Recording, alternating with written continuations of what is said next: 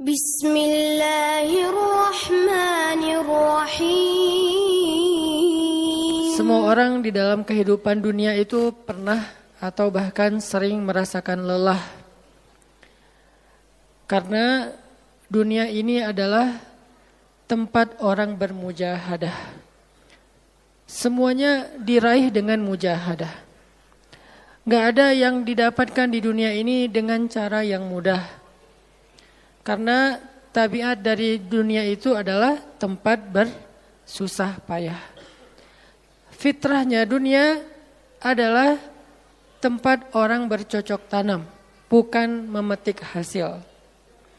Yang namanya bercocok tanam, kalau kita melihat pada kehidupan para petani atau para pekerja di ladang, di sawah, di kebun, maka kita akan melihat akan melihat kelelahan, keletihan, dan kesusah payahan yang luar biasa. Itulah tabiat dunia. Berbeda dengan tabiat di surga.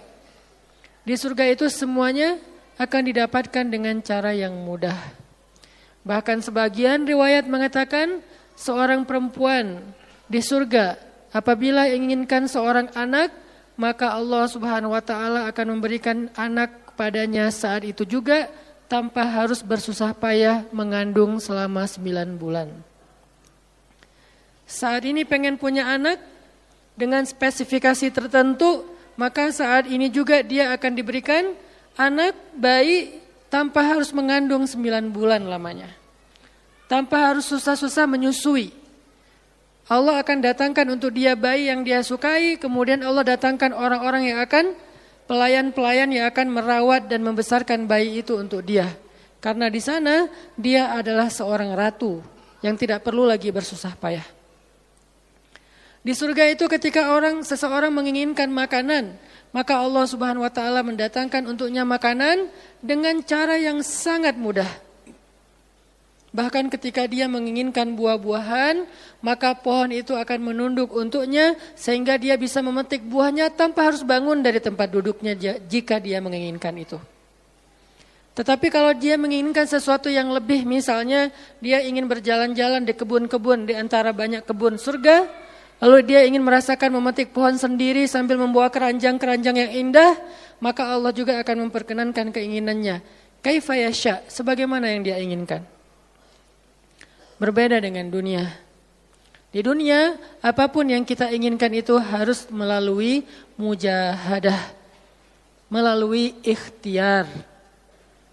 Bahkan ketika kita ingin menjadi orang yang sekedar tidur-tiduran pun, Allah Subhanahu wa taala mentakdirkan tidur pun lelah. Tidur aja capek. Duduk capek. Ada orang yang duduknya capek akhirnya dia berdiri. Ya. Ada orang yang capek berdiri akhirnya pengen duduk. Kapan duduknya capek pengen berdiri? Salah satu yang sering saya alamin itu kalau lagi naik pesawat. Apalagi pesawat penerbangan 9 jam, 10 jam itu pasti capek banget duduknya tuh. Sehingga kita menginginkan seandainya ada uang kita pengen duduk di kelas bisnis.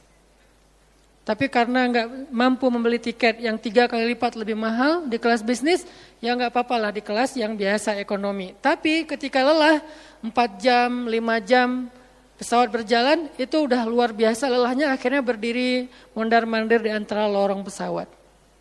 Artinya duduk aja capek. Nggak ngapa-ngapain, suruh duduk doang. Nggak seperti orang dulu yang berangkat haji atau umroh naik kapal, lewat darat, pas sampai di laut naik kapal dengan ontanya, dengan kudanya. Orang dulu mencari ilmu itu dengan mujahadah yang luar biasa. Dengan naik onta berminggu-minggu, ini naik pesawat cuma 9 jam, capek. Yang gak ada guncangan, biasanya guncangannya cuma pas di awal sama pas mau landing doang. Di atas udah jarang ada guncangan karena dengan ketinggian tertentu dan pesawatnya besar. Tapi itu juga capek. Naik kereta coba.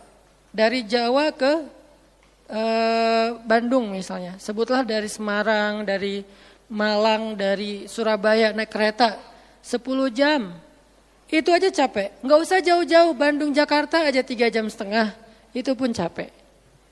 Atau kita naik mobil, nggak perlu nyetir, pakai online, duduk aja di belakang atau di sebelahnya si driver, perjalanan setengah jam dari tempat kerja kita ke rumah atau dari rumah ke tempat kerja, ke kampus, ke sekolah gitu. Itu aja capek. Artinya dunia itu memang kayak gitu tabiatnya teman-teman. Tabiat dari dunia itu adalah lelah. Sehingga kalau ada orang yang menghindari capek dengan tidak ngapa-ngapain, itu hal yang agak klise dan naif. Bagaimana dia bisa menghindari lelah? Bagaimana dia bisa menghindari ta'ab? Bagaimana dia bisa menghindari bosan? Bagaimana dia bisa menghindari dalam keadaan susah payah? Sedangkan dia masih berada di sebuah tempat, bumi, dunia yang tabiatnya memang tempat bersusah payah dan lelah. Satu-satunya cara menghindari lelah yang tidak perlu lagi bersusah payah itu hanyalah masuk surga. Tetapi kan itu tidak terjadi sekarang, kita harus meninggal dulu dan kita belum mau. Ada yang mau meninggal masuk surga sekarang? Kalau dijamin sih insya Allah ya, masalahnya gak ada jaminan. Kalau para sahabat enak, mereka dapat jaminan.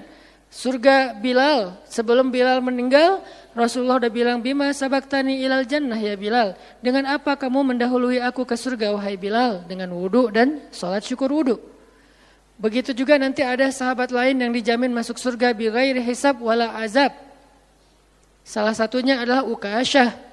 Kalau kita tidak ada jaminan apapun di akhirat kecuali berikhtiar dan bermujahadah untuk bisa mendapatkan kebaikan sebanyak mungkin di sisi Allah. Sehingga alangkah naifnya seseorang yang menghindar dari ta'ab wal ham wal gham. Dia berusaha menghindar dari lelah, menghindar dari susah payahnya kehidupan, menghindar dari beban-beban hidup. Itu gak bisa dilakukan karena kita masih berada di dunia.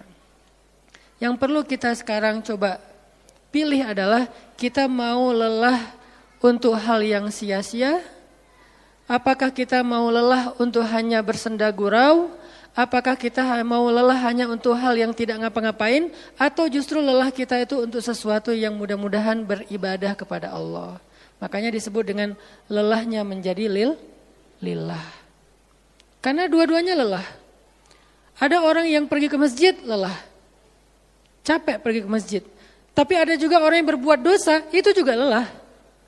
Memangnya kalau kita beribadah lelah terus berbuat dosa enggak lelah? Banyak orang yang berbuat dosa lelah dan kita pernah merasakan kehidupan seperti itu. Sehari, 2 hari, sebulan, setahun, 2 tahun. Sampai kita benar-benar merasakan lelah banget dengan dosa. Di malam hari berbuat dosa, lelah. Akhirnya tidur sepanjang siang. Di siang hari berbuat dosa, lelah. Akhirnya tidur sepanjang malam. Lelah sama lelahnya.